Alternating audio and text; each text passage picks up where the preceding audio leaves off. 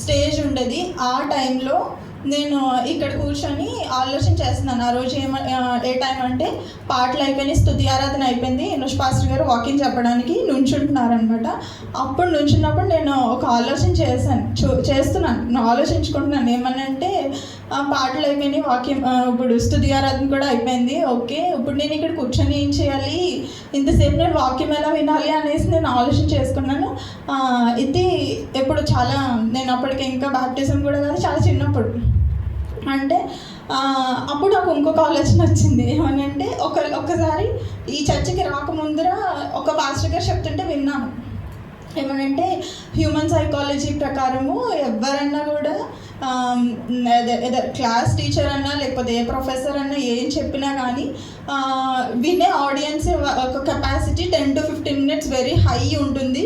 వారు చాలా కాన్సన్ట్రేటెడ్గా వింటారు, ఒక్కొక్కరికి ఒక్కొక్కలా ఉంటుంది ఆ కాన్సన్ట్రేషన్ అనేసి చెప్పారనమాట. నాకు అది ఆలోచన గుర్తొచ్చింది. ఇదంతా నేను అక్కడ కూర్చొని ఆలోచన చేస్తుంటే అయితే సరే, హ్యూమన్స్ 10 to 15 minutes వాక్యం వింటారు కదా అనేసి, కాన్సన్ట్రేటెడ్గా వింటారు కదా అని నేను కూడా 10 to 15 minutes మాత్రమే వింటాను అనేసి అనుకున్నాను అనమాట. అనుకొని తర్వాత 10 to 15 minutes విని ఏం చేయాలి అన్నప్పుడు మళ్ళీ సెకండ్ క్వశ్చన్ వచ్చినప్పుడు, సరే 10 to 15 minutes కూడా ఎక్కువ అనేసి అందులో 10 to 15 minutes విని ఆ 10 to 15 minutesలో ఒకే ఒక్క వర్డ్ తీసుకో, ఆ వర్డ్ని నువ్వు ఎవ్రీడే గుర్తుపెట్టుకో, ఎవ్రీడే దాని గురించి ఆలోచన చేయి, దాని జ్ఞాపకాలను తెచ్చుకో, అది ఎప్పుడైతే మనకి అవసరం అవుతుందో దాన్ని ప్రాక్టీస్లో పెట్టు అనేసి నాకు నేను అనుకున్నాను.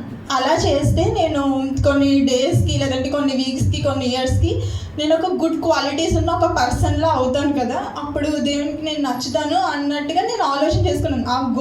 ఆ గోల్కి వెళ్తాను అనేసి. అయితే ఎవ్రీ వీక్ అలాగే 10 to 15 minutes వినేదాన్ని, ఒక క్వాలిటీ తీసుకునేదాన్ని, దాన్ని ఎవ్రీడే గుర్తుపెట్టుకుని ఆలోచన చేసేదాన్ని.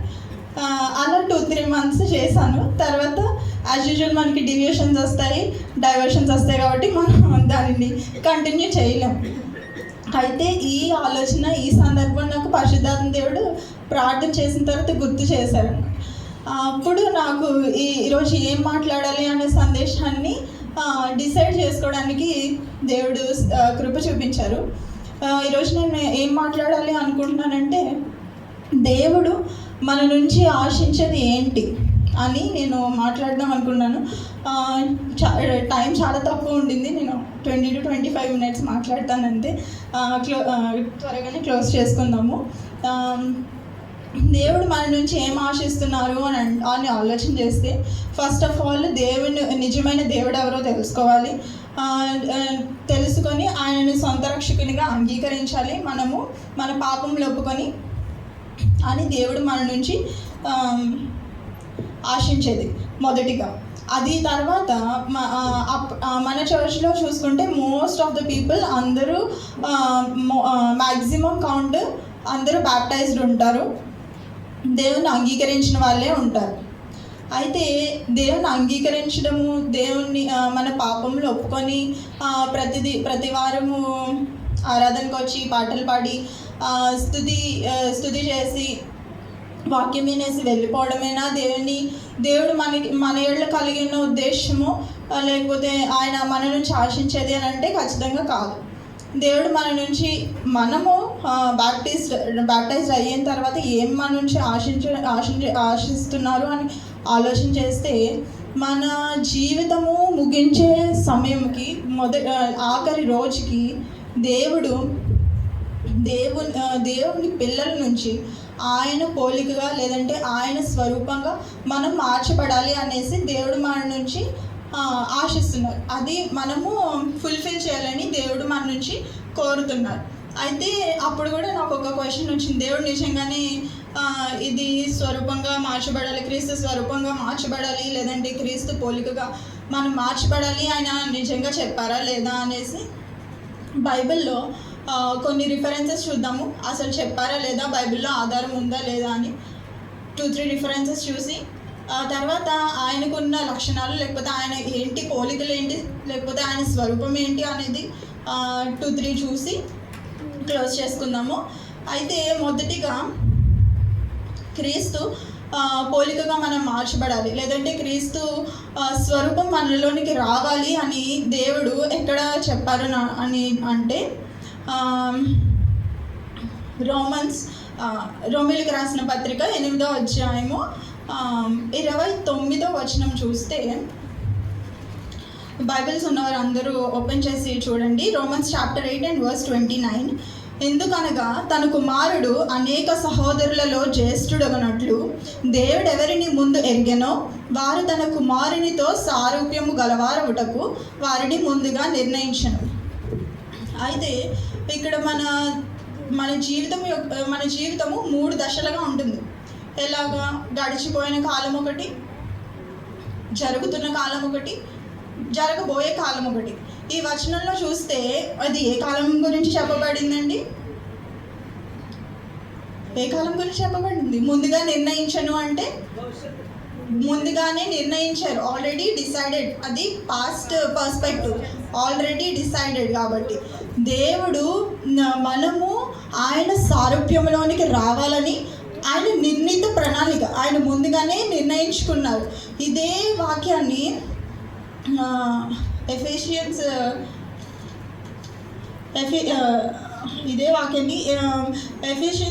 చాప్టర్ 1 and verse 4లో ఇంకా కొంచెం క్లియర్గా ఉంటుంది. ఏమనంటే, జగత్తు పునాది వేయబడక మునిపే యేసుక్రీస్తు ద్వారా తనకు కుమారులుగా స్వీకరించుటకై మనలను ముందుగానే నిర్ణయించుకొనెను అని మనకి కనబడుతుంది. అంటే ఆయన స్వరూప్యంలోనికి మనం రావాలి అనేసి ఆయన ఎప్పుడు నిర్ణయించుకున్నారు? జగత్తు పునాది వేయబడక ముందే నిర్ణయించుకున్నారు. ఈ వచనం ద్వారా మనకి తెలిసింది ఏమనంటే, క్రీస్తు స్వరూపంలోనికి మనం మార్చబడాలి అనేది దేవుని ప్రణాళిక అని ఈ వచనం ద్వారా మనకి ఆధారం తెలుస్తుంది. రెండవ ఆధారం చూస్తే కొరింథీయులకు రాసిన 2వ పత్రిక 3వ అధ్యాయము 18వ వచనంలో మనకి కనబడుతుంది. ఏమనంటే 2 కొరింథియన్స్ చాప్టర్ 3 and verse 18లో, మనమందరము ముసుగులేని ముఖముతో ప్రభు యొక్క మహిమను అద్దము వలె ప్రతిఫలింపచేయుచు మహిమ నుండి అధిక మహిమను పొందుచు ప్రభువగు ఆత్మ చేత ఆ పోలికగానే మార్చబడుచున్నాము. ఇక్కడ ఏ దృష్టిలో చెప్పబడింది? ఇది మార్చబడుచున్నామంటే ప్రెజెంట్ టెన్స్ గురించి చెప్పబడింది, అంటే వర్తమాన కాలం గురించి చెప్పబడింది. ఇది రోజువారీ మన జీవితంలో జరగవలసిన మార్పు. ఎప్పుడైతే మనం దేవుని మహిమను గురించి ధ్యానం చేస్తామో, దేవుని ఆరాధిస్తామో, ఆయన గొప్పదనం గురించి జ్ఞాపకం చేసుకుంటూ ప్రతిదినం ఉంటామో, మనలో ఉన్న పరిశుద్ధాత్మ దేవుడు మనలో పనిచేస్తూ మనల్ని మహిమ నుండి అధిక మహిమలోనికి మనల్ని నడిపిస్తారు. ఇది రోజువారీ మనము చేయాల్సిన ప్రాక్టీస్. అయితే ఇక్కడ పోలిక అని చెప్పబడింది, అంతకు ముందు వచనంలో సారూప్యం అని చెప్పబడింది. అది మన అందరికీ తెలుసు. ఏమనంటే న్యూ టెస్ట్మెంట్ గ్రీక్లో రాయబడింది, గ్రీక్ భాషలో. గ్రీక్ బైబిల్లో చూస్తే ఇక్కడ పోలికకి అక్కడ స్వారూప్యంకి ఒకటే వర్డ్ యూజ్ చేయబడింది. ఏమనంటే ఐకనోస్, లేకపోతే ఐకన్ అనే వర్డ్ యూజ్ చేయబడింది. ఆ వర్డ్కి ఇంగ్లీష్ మీనింగ్ ఏమని వస్తుందంటే స్టాట్యూ, లిటరల్లీ స్టాట్యూ, లేకపోతే రిప్రజెంటేటివ్. ఆయనకు లాగే మనము ఉండాలి అనేది మనకు చెప్తున్నారు. ఇక్కడ మన తెలుగు సౌలభ్యం కోసం 2 వేరు పదాలు వాడబడింది. అయితే ఇది 2వ వాక్యము మనకి దేవుని స్వరూపంలోనికి లేదంటే దేవుని పోలికలోనికి మనం మార్చబడాలి అని ఆధారమైంది. 3వ వాక్య భాగము చూద్దాము.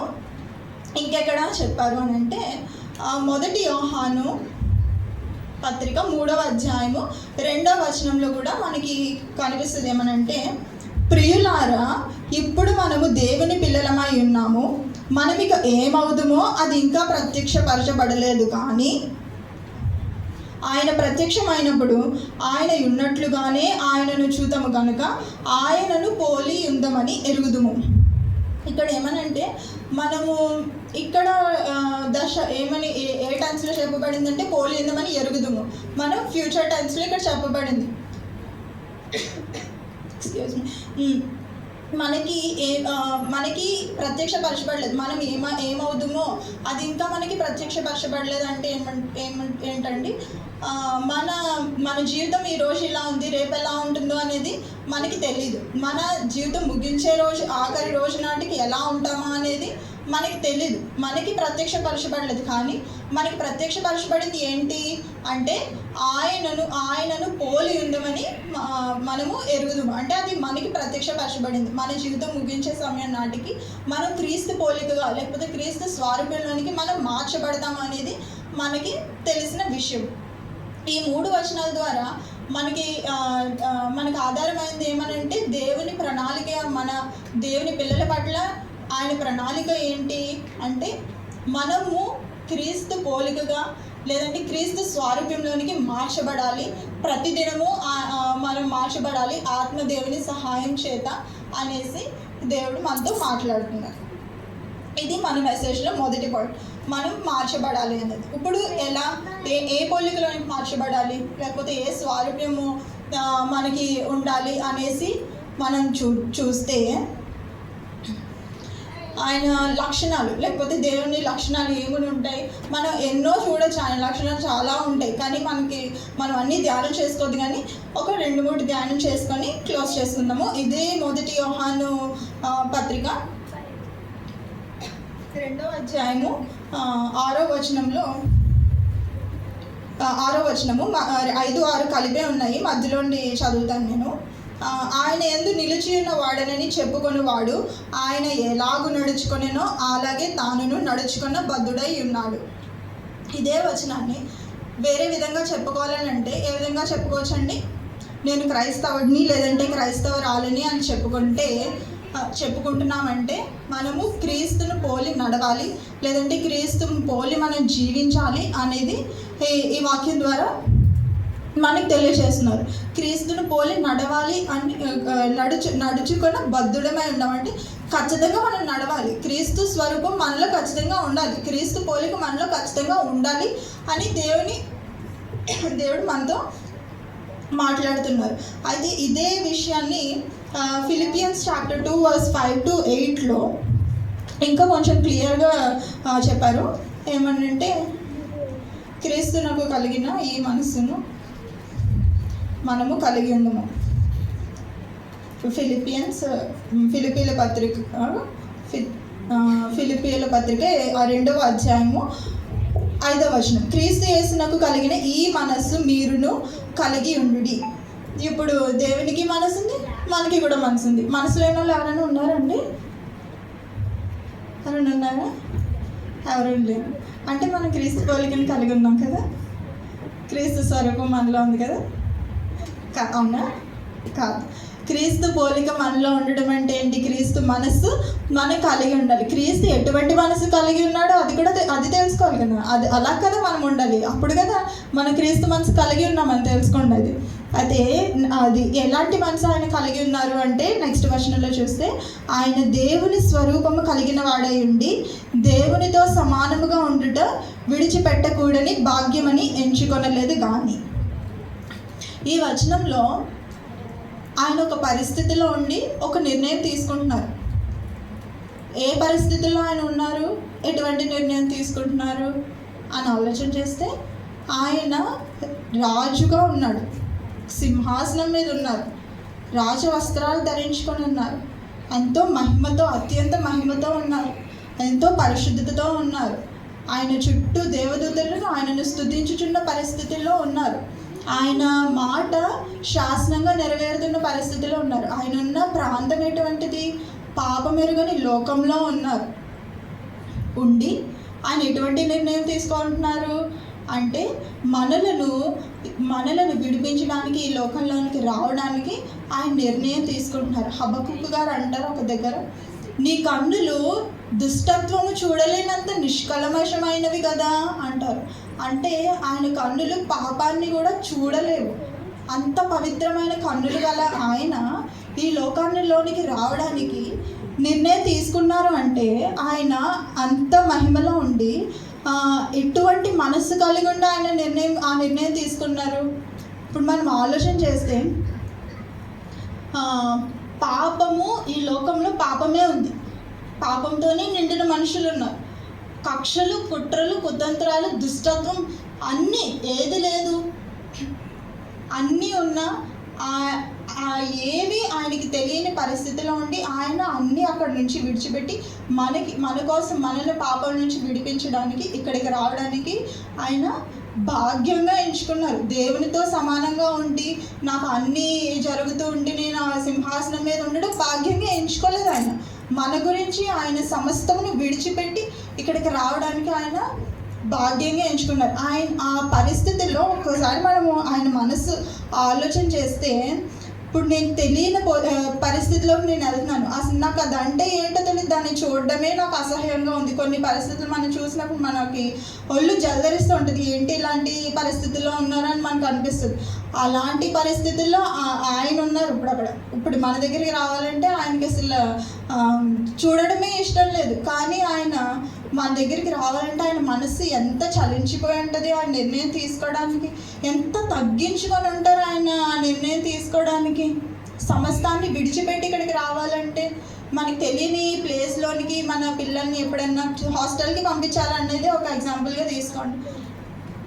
చిన్నప్పటి నుండి ఎంతో క్లోజ్గా పెంచుకున్నాము, ఇప్పుడు హాస్టల్కి పంపించాలని మనకి 1 month నుంచి తెలిసినప్పటికీ మన మనసు ఎలా అయిపోతుంది అంటే మనసులా ఉండదు అనమాట. తల్లిదండ్రులకి ఎంత డిప్రెస్డ్ అయిపోతారు, రేపటి నుంచి పిల్లలు మనతో ఉండరు, ఎలాగా మనం ఇద్దరమే ఉంటాము, లేకపోతే అలా ఆలోచన చేసుకుంటూ ఉంటారు.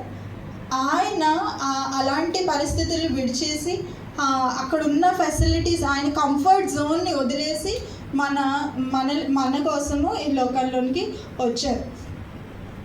అయితే మనము ఆయన ఇక్కడికి వచ్చిన తర్వాత మనం ఎంత మర్యాద చేస్తామండి? చాలా మర్యాద చేస్తాం కదా, చాలా మర్యాదగా చూసుకున్నాం మనం. అలాంటి మన ఇంటికి వస్తే చాలా మర్యాదగా చేస్తాం కదా, అంత మర్యాదగా దేవుని చూసుకున్నామా? లేదే. నువ్వెవరు? నువ్వు క్రీస్తువా? నిన్ను నిరూపించుకో. ఆయనని గేలి చేసాం, తూలనాడాము, ఆయనని వంచన చేసాం, ఆయన్ని దూషించాము, ఏది చేయొద్దు అన్నీ చేసాం. ఆయన ఎంత తగ్గించుకొని ఉన్నారండి మన మధ్యలో. 30+ years ఆయన మనతో తిన్నారు, మనతో నడిచారు, మనతో ఉన్నారు. అంత పరిశుద్ధుడై ఉండి ఆయన పరిశుద్ధతని వదులుకోలేదు. ఎంత తగ్గింపు ఉంటే, ఆల్రెడీ అక్కడ నుంచి ఇక్కడికి రావడమే తగ్గింపు హృదయంతో వచ్చారు. మళ్ళీ ఇక్కడ మనం పెట్టే హ్యూమిలిటీ, మనం ఇచ్చిన మర్యాదలతో ఆయన ఇంకెంత తగ్గించుకోవాల్సిన పరిస్థితి వచ్చింది అనేది మనం జ్ఞాపకం చేసుకోవాలి. మనము ఒక్కొక్క పరిస్థితులు వస్తుంటాయి, మనం అసలు యాక్సెప్ట్ చేయలేని పరిస్థితులు. అలాంటి పరిస్థితుల్లో మనం ఎలా రియాక్ట్ అవుతున్నాం అనేది మనం జ్ఞాపకం చేసుకోవాల్సి వస్తుంది. ఈ రోజుల్లో వెరీ ప్రిడామినెంట్ క్వాలిటీ ఒకటి బాగా అందరూ ప్రాక్టీస్ చేసేది ఏంటండి? సెల్ఫ్ రెస్పెక్ట్ అంటే ఏంటి? మనము ముందు గౌరవించుకోవాలి, మనల్ని మనమే ముందు హెచ్చించుకోవాలి. నేను రెస్పెక్ట్ చేసుకోకపోతే ఎదుటి వాళ్ళు మనం రెస్పెక్ట్ చేయరు, ఎదుటి వాళ్ళు మనల్ని గుర్తించరు అనేది ఈ రోజుల్లో బాగా అందరూ ప్రాక్టీస్ చేస్తున్నారు. అది అప్పుడైతేనే నేను ఎదుటి వాళ్ళు నన్ను గుర్తిస్తారు, నేను ఉన్నతమైన స్థానంలోనికి వెళ్తాను అనేసి. కానీ సెల్ఫ్ రెస్పెక్ట్ మనకి మంచి చేసే కంటే మనకి ఎక్కువ సమస్యలే తెచ్చిపెడుతుంది. మన ఆలోచన విధానాన్ని మొత్తం మార్చేస్తుంది. మనం ఇప్పుడు ఎవరి దగ్గరికైనా సెల్ఫ్ రెస్పెక్ట్ ఉన్న వాళ్ళ దగ్గరికి వెళ్ళి నువ్వు ఎందుకు ఆ సిచ్యువేషన్ ఇలా చేసావు అని అంటే, ఆ సిచ్యువేషన్ అలా ఉంది కాబట్టి నేను అలా చేశాను, ఇలా ఉండి ఇలా చేసి ఉండేదాన్ని అంటారు. వాళ్ళు మిస్టేక్ని అస్సలు యాక్సెప్ట్ చేయలేరు. ప్రతి దానికి వెంటనే సమాధానం చెప్తారనమాట. ఇది నా మిస్టేక్, నేను సారీ అని వాళ్ళు చెప్పలేరు అనమాట. ఆ చెప్పలేని పొజిషన్ నుంచి ఎలా వెళ్ళిపోతుంది? ప్రైడ్ మనలోకి వచ్చేస్తుంది, అహంకారం వచ్చేస్తుంది, which is completely opposite to తగ్గింపు హృదయం, హ్యూమిలిటీకి. దేవుడు మన నుంచి కోరుకుని తగ్గింపు అయితే మనం ప్రాక్టీస్ చేస్తున్నది ఏంటి? సెల్ఫ్ రెస్పెక్ట్, అహంకారం, ప్రైడ్. ఇవి మనము ప్రాక్టీస్ చేసేవి. మన రెస్పెక్ట్, మనము క్రీస్తులో ఉన్నందుకు మనకి రెస్పెక్ట్ అని మనం గుర్తుపెట్టుకోవాలి. మనము జ్ఞాపకం చేసుకొని ప్రతిదినం దాన్ని ధ్యానం చేసుకోవాలి. ఇది క్రీస్తులో మనం చూస్తున్న మొదటి లక్షణం, తగ్గింపు హృదయం. ఇంకో రెండవ విషయానికి వస్తే నెక్స్ట్ వర్స్లో 7th verse, మనుషుల పోలికగా పుట్టి దాసుని స్వరూపమును ధరించుకొని తన్ను తానే రిక్తునిగా చేసుకొనెను. ఆయన ఎప్పుడైతే నిర్ణయం తీసుకున్నారో నేను ఈ లోకంలోనికి వచ్చి వారి పాపాల నుంచి విడిపించాలి అనేసి, వెంటనే ఆయన స్వరూపం ఎలా మారిపోయింది? దాసుని స్వరూపంగా మారిపోయింది. వెంటనే దాసుని స్వరూపంగా ఆయన మారిపోయారు. దాసుని స్వరూపం అంటే ఏంటండి? దాసుని స్వరూపం దేనికి సాదృశ్యంగా ఉండింది? ఆయన సేవా గుణానికి సాదృశ్యంగా దాసుని స్వరూపం ఉన్నది. ఆయన ఇక్కడ సేవ చేశారని ఏ ఏ ఏ ఏ ఎగ్జాంపుల్ ద్వారా మనకి తెలియజేశారు? ఎవరైనా చెప్తారా? దాసుని స్వరూపము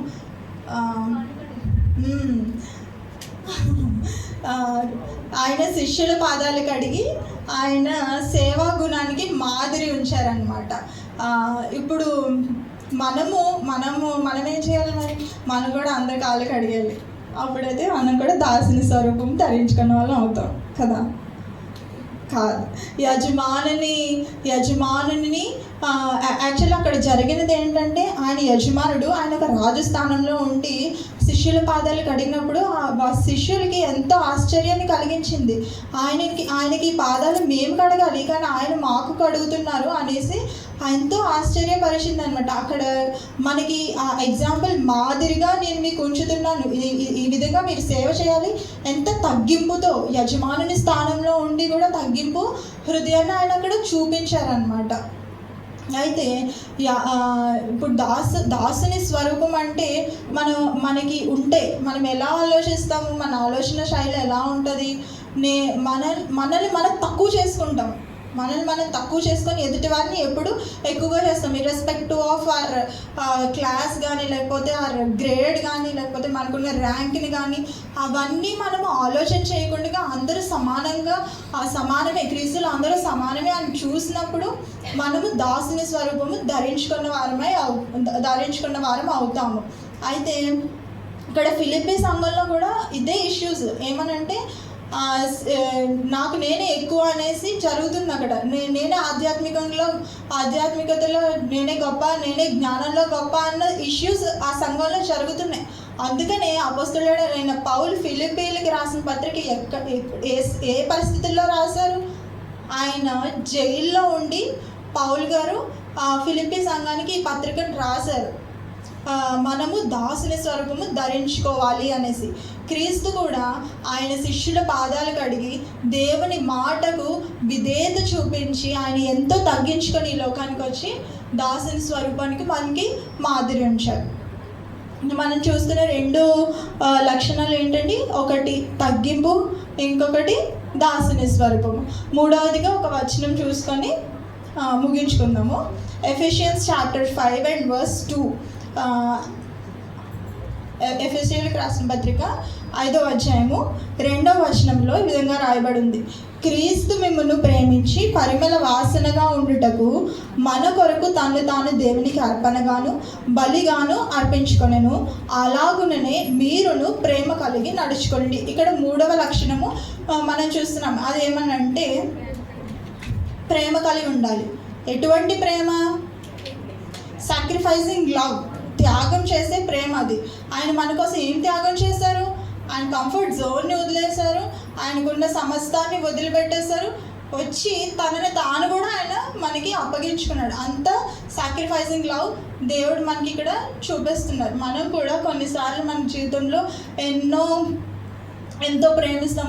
కొన్ని చాలా వస్తువుల మీద కానీ ఏదైనా వాటి మీద చాలా ప్రేమ మనకు ఉంటుంది. కానీ అవి కొన్నిసార్లు మనము క్రీస్తు కొరకు అర్పించేటట్టుగా మనము ఉండాలి. క్రీస్తు కంటే దేనిని మనం ఎక్కువగా ప్రేమించకూడదు.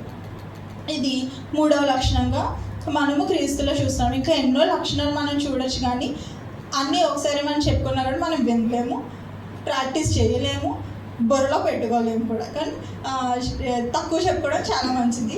అయితే ఇది మన జీవితంలో ఏ విధంగా ప్రాక్టీస్ చేయాలి, ఏ విధంగా మనము దాన్ని ఆచరణలో పెట్టాలి అంటే, నాకులాగా నేను అనుకొని ఇప్పుడు తగ్గింపు హృదయం ఉండాలని వారం అంతా అనుకొని, దాసత్వ స్వరూపం ఉండాలని వారం అంతా అనుకుంటే అవుతుందండి.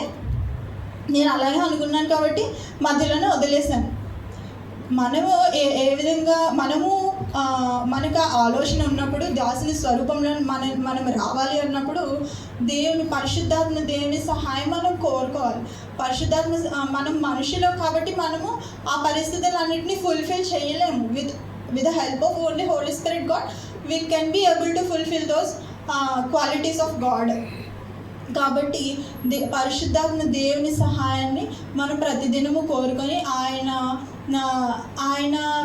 ఆయన ద్వారానే మనము క్రీస్తుని పోలికగా మార్చబడ్డకు మనం అడుగులు ప్రతిదినము వేయాలి. ఇంకా మనకి ఎంత సమయం ఉందండి?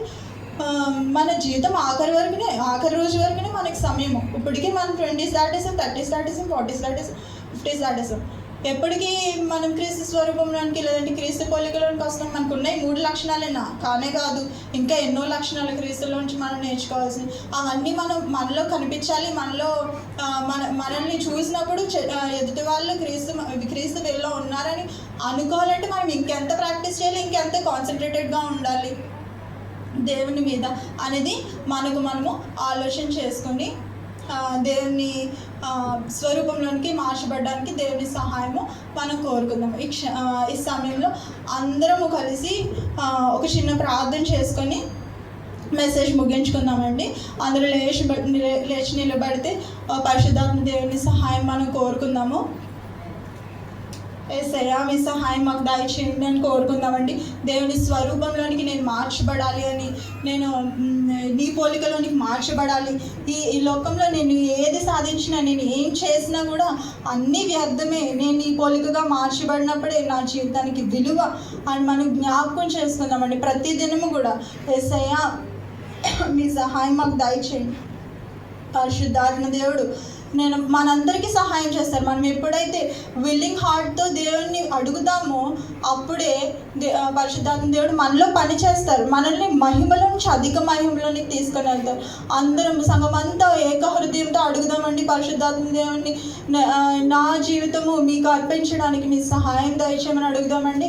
అందరం మీ స్వరూపంలోనికి మార్చబడాలి, మీ పోలికలోనికి కనీసం నేను మార్చబడడానికి ప్రయత్నం చేయాలి ఆ పోలికలోనికి అని సహాయం అడుగుదామండి యేసయ్యని.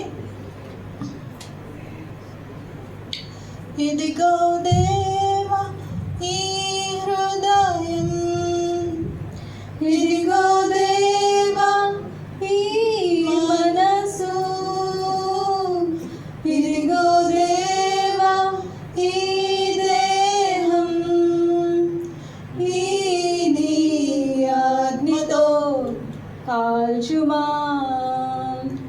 పరిశుద్ధ అగ్నితో కాల్చుమా,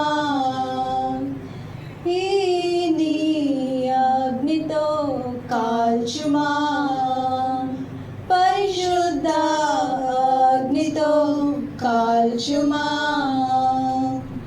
ఓ నా తోటమాలి మీ సహాయం ఇంకో ఏడాది గడువు కావాలి, ఆశ వాంఛ మాకు ఉండడానికి అందరం కూడా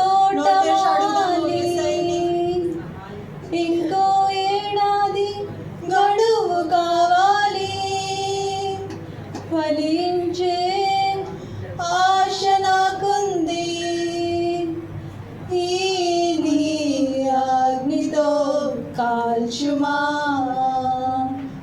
పరిశుద్ధ అగ్నితో కాల్చుమా, ఈ నీ అగ్నితో కాల్చుమా, పరిశుద్ధ అగ్నితో కాల్చుమా.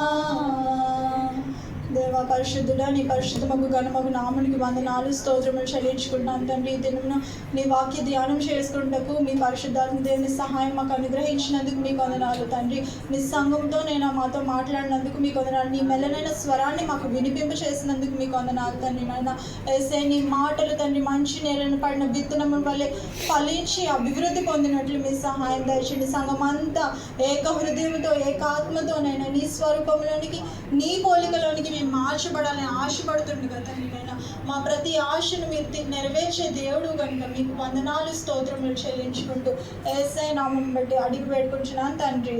ఆమేన్. దయచేసి అందరం కూర్చుందామండి.